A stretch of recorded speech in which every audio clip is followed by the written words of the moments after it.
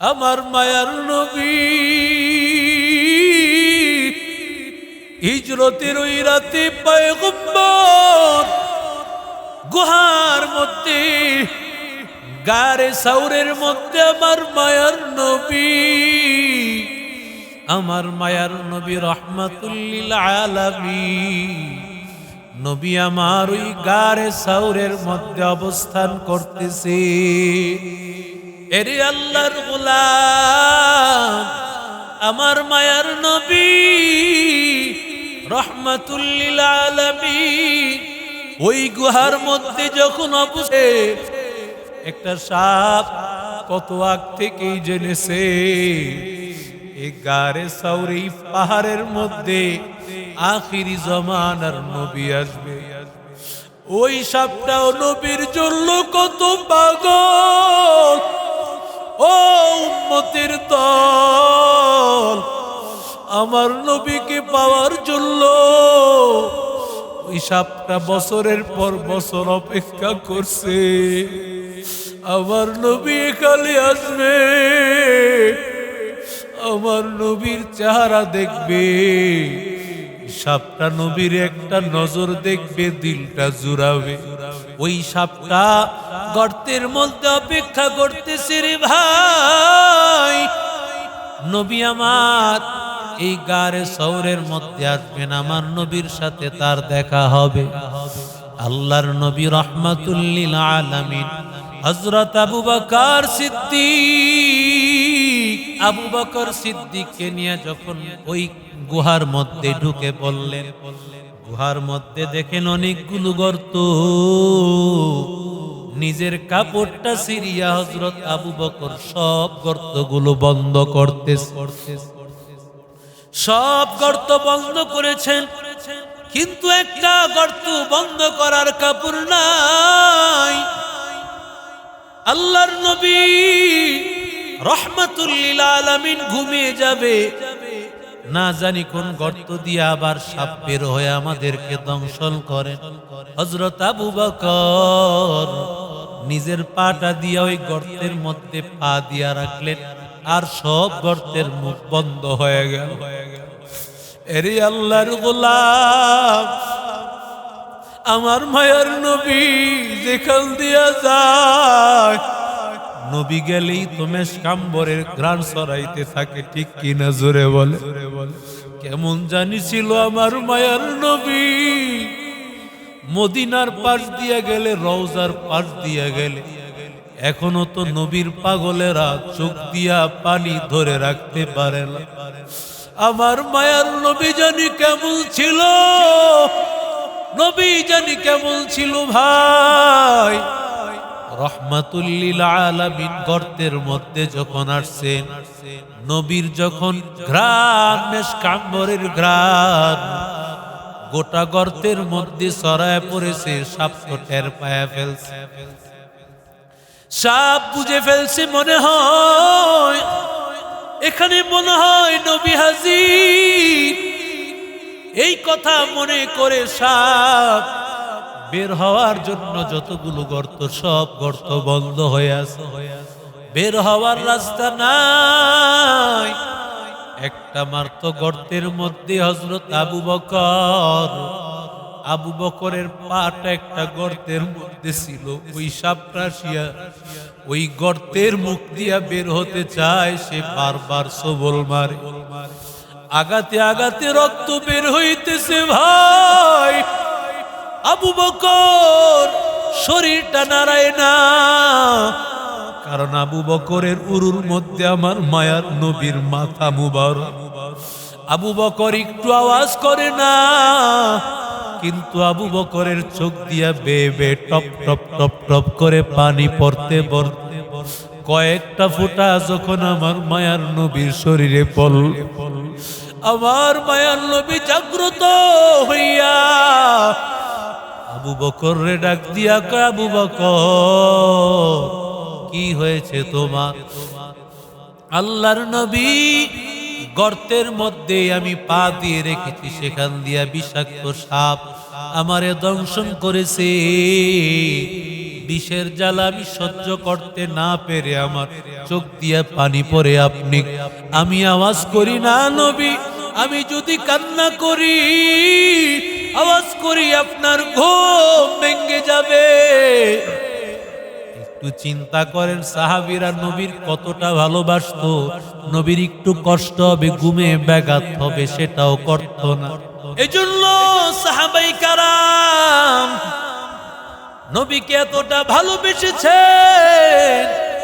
আমার মায়ার নবীর এত ভালোবাসা রে ভাই, আমার মায়ার নবীকে সাহাবীরা যতটা ভালোবেসেছে এই পরিমাণ ভালোবাসা দুনিয়ার আর কেউ ভালোবাসতে পারে নাই। পৃথিবীর সব ভালোবাসা একদিকে রাখলে সাহাবায়ে কেরামের ভালোবাসা যদি অন্য পাল্লায় রাখেন, সাহাবায়ে কেরামের ভালোবাসার পাল্লা ভারী হয়ে যায়। এক লোক কয়, আমিও যদি নবীর জমানায় থাকতাম আমিও সাহাবী হইতাম, আমিও আবু বকর ওমরের মতো হইতাম। আরেক হুজুর ডাক দিয়া কয়, তুমি আবু জাহেল হইতে পারতা। কথা কন না কে?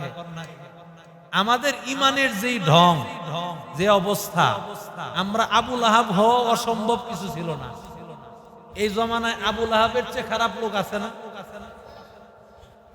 আবু লাহাব মানুষকে মসজিদের পানি নিতে বাধা দেয়নি। মিরপুরে এক মসজিদ মাদ্রাসা একসাথে, তো ছাত্ররা মসজিদ থেকে পানি নেয়। তো মসজিদ থেকে পানি নেয়, মসজিদ কমিটির মুতাওয়াল্লি সে বাধা দেয়।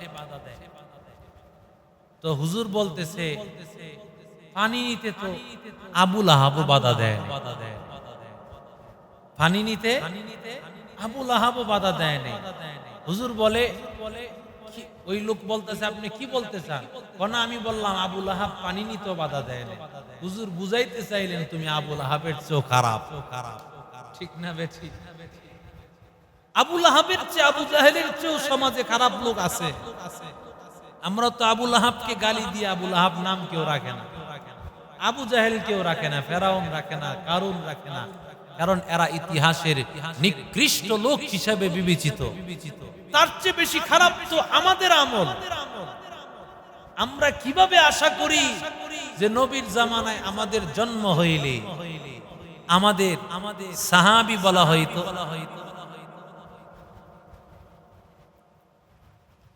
আল্লাহ তাআলা রহম করেছেন যে আল্লাহ একটু পরে পাঠাইছেন, কারণ আল্লাহ আমাদের ইমান যে পরিমাণ দুর্বল, এ দুর্বল ইমানে আল্লাহর রাসূলের আসল আশিক রাসূলের প্রমাণ আমরা দেখাতে পারি না। ঠিক না বে ঠিক?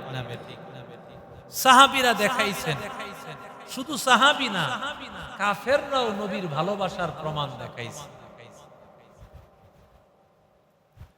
উরওয়া ইবনে মাসউদ সাহাবী হওয়ার আগের ঘটনা, হুদাইবিয়ার সন্ধির মধ্যে উরওয়া ইবনে মাসউদ আল্লাহর রাসূলের কাছ থেকে বিদায় হয়ে যাওয়ার পর কাফেররা জিজ্ঞাসা করতেছে, উরওয়া নবীর কেমন আচরণ দেখলা তুমি একটু বলো। উরওয়া ডাক দিয়া বলেন, ও আমার বন্ধুরা, তোমরা জানো আমার নবীর আদর্শ এমন দেখেছি, মুহাম্মদের আদর্শ এমন দেখেছি। আমি পৃথিবীর বড় বড় বাদশার কাছে আমি গিয়েছি, আল্লাহর কসম মুহাম্মদকে তার সাহাবায়ে কেরাম যেই পরিমাণ ভালোবাসে, এই পরিমাণ ভালোবাসা আর কাউকে ভালোবাসতে দেখি না। ওয়াফাদু আলা কিসরা ওয়া কাইসার, আমি গিয়েছি বড় পারস্য সম্রাট কিসরা সম্রাট, ওদের কাছে যাওয়ার পর আমি এতটা ভালোবাসা দেখি নাই যে তাদের সম্রাটকে তারা এতটা ভালোবাসে, কিন্তু আমি দেখেছি মুহাম্মদকে তার সাহাবায়ে কেরাম কতটা ভালোবাসে। এবার উরওয়াকে ডাক দিয়া কয়, রে উরওয়া, তাই নাকি? একটু প্রমাণ দাও। উরওয়া ডাক দিয়া বলে, তাহলে প্রমাণ শোনো।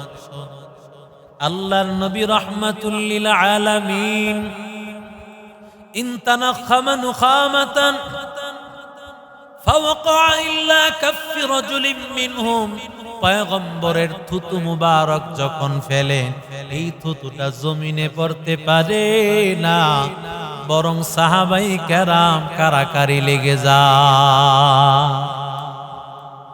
সবাই হাত নিচে পাতে, কোথায় আমার নবীর থুতু? কারণ নবীর থুতু তো হাই অ্যান্টিবায়োটিক ঔষধ। আমার মায়ার নবীর থুতু থেকে মেশক আম্বরের ঘ্রাণ। এরে আল্লাহর গোলাম, আল্লাহর নবী রাহমাতুল লিল আলামিন একবার যুদ্ধের ময়দানের ঝান্ডা দিবেন। সাহাবাই কারাম বলেন, আমাকে দেন। নবী কয়, আলী কই? আলীকে বলো। আলীকে আনার পর বলে, আলী তো অসুস্থ, চোখে সমস্যা হয়েছে। নবী বলেন, আলীকে নিয়ে আসো। আলীকে নিয়ে আসার পর পয়গম্বর থুতু মুবারক চোখে লাগায় দিলেন। চোখে লাগাইতে দেরি হয়, সাথে সাথে চক্ষু ভালো হতে দেরি হয় না। শুধু ওয়াজুদাস রহমাতাল লিল আলামিন, মসজিদে ও শুধা মারু ये जमीन, मंबउल फत बने और मादने शफकत बने, सारे आलम के लिए पैगंबरी रहमत बने, वमा अरसलनाका इल्ला रहमतल लिल আলামিন।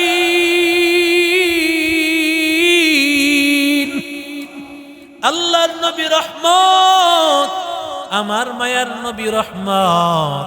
আল্লাহর নবীর থুতুর মধ্যেও রহমত। সুবহানাল্লাহ বল।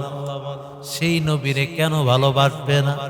আমার মায়ার নবীর থুতুটা পরে উরওয়া বলতেছে, তিনি কিন্তু তখন কাফের, মুসলমান হন নাই। কাফের নবীর কাছে গেছেন, কাফেরদের কাছে আসিয়া বর্ণনা দিতেছে, ভালো করে শুনো, আমি নবীকে দেখেছি। নবী যখন থুতু ফালায়, এই থুতুটা জমিনে পড়ে না, বরং সাহাবীরা হাতের মধ্যে নিয়া দালাকা বিহা ওয়াজহাহু ওয়া জিলদাহু, থুতুটা চেহারায় লাগায়, থুতুটা শরীরে লাগায়। আমার নবীর থুতু সাধারণ থুতু নারী ভাই। নবী যেমন দামি, নবীর থুতু তেমন দামি।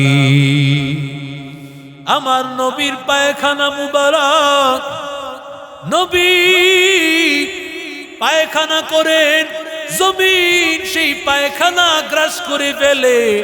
কারণ জমিন মনে করে আমার নবীর এই মলমূত্রটা আমার জন্য বরকত।